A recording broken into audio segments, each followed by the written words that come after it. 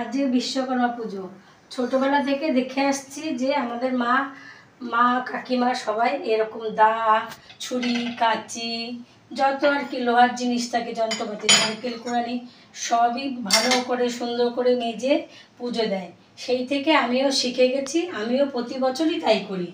আমিও সব কিছু ভালো করে মেজে ধুয়ে নিয়েছি। এবারে চন্দনের টিপ দেব, তারপরে সিঁদুরের টিপ দেব। যা দেখেছি ছোট থেকে তাই করে আসি।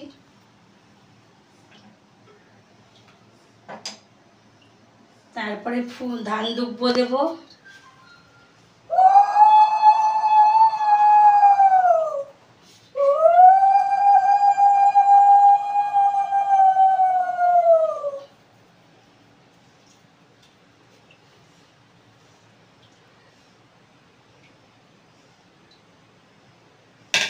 কাটো আবার করব।